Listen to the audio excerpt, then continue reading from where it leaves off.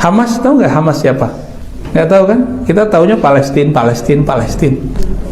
Ini kabar agak pahit saya kasih tahu, ya. Karena kita kadang-kadang donasi, kita nggak tahu donasi ke siapa. Saya suka Bapak Ibu hobi donasi, tapi pastikan donasinya ke siapa. Karena saya pernah masuk ke Israel. Ya, itu juga sebuah pengakuan bahwa beliau mengakui ada yang namanya negara Israel. Ya. Padahal kalau kita lihat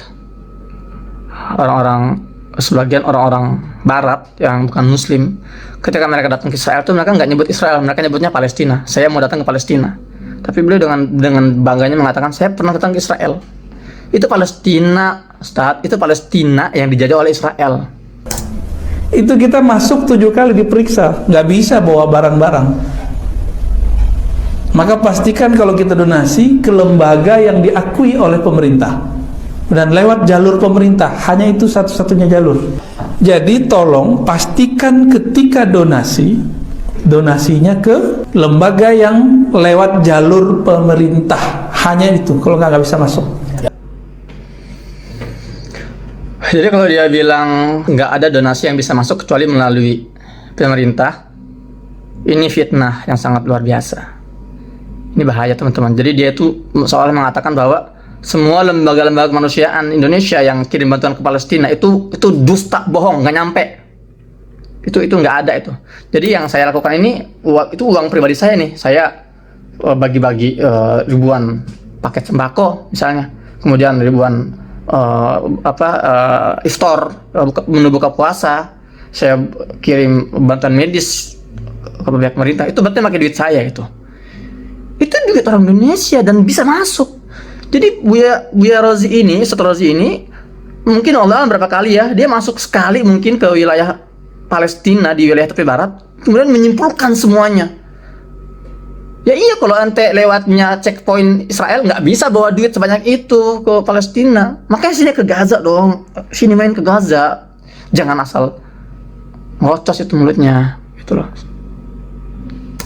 Karena bagi Hamas, siapapun yang berdamai dengan Israel berarti diantek Israel. Nah, ini logikanya sudah nggak nyambung. Hamas kemudian sampai hari ini menganggap siapapun Muslim Palestina yang ingin damai dengan Israel itu antek Israel dan boleh dibunuh.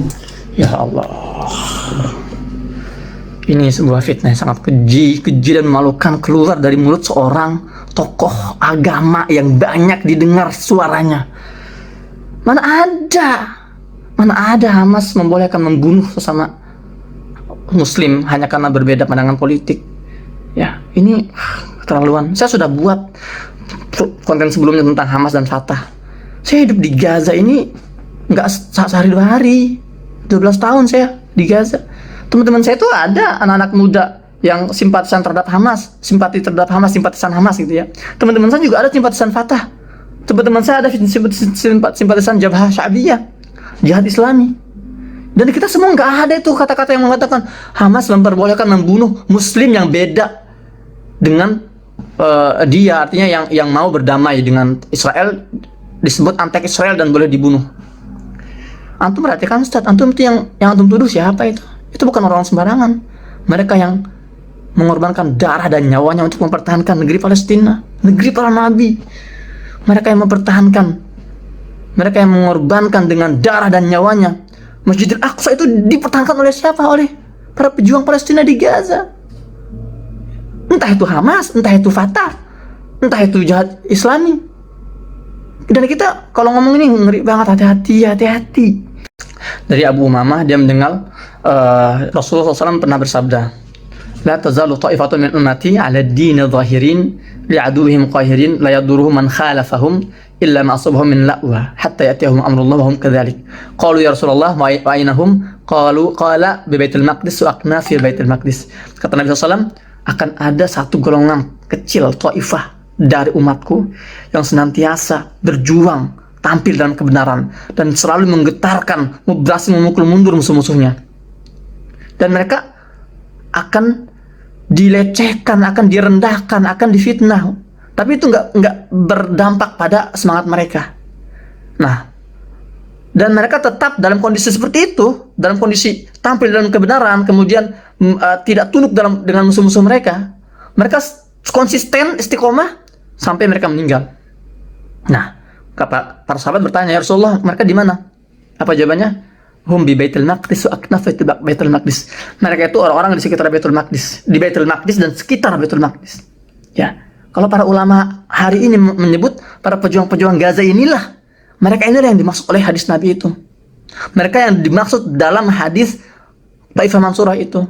Orang-orang Baitul Maqdis di Yerusalem dan sekitar Baitul Maqdis, yaitu orang Palestina di Gaza dan sekitarnya. Kok orang-orang seperti ini dituduh dengan tuduhan fitnah yang keji seperti ini, dibilang ini teroris, ini membolehkan membunuh sesama muslim. Ya, pesan saya kepada Ustaz Buya Rozi, antum orang yang berilmu, antum sudah doktor, ya antum pahamlah bagaimana idza ja'akum fasiqun binaba'in fatabayyanu. Ada istilah tabayun, dan ini kalau tidak antum klarifikasi, kalau tidak antum luruskan informasi yang antum sampaikan dan sudah ditelan oleh masyarakat dan beredar luas, berat pertanggungjawabannya, Ustaz. Adapun tugas buat kalian teman-teman, postingan ini disebar seluas-luasnya untuk meluruskan fitnah yang terlanjur beredar di atas. Fitnah yang terlanjur beredar barusan.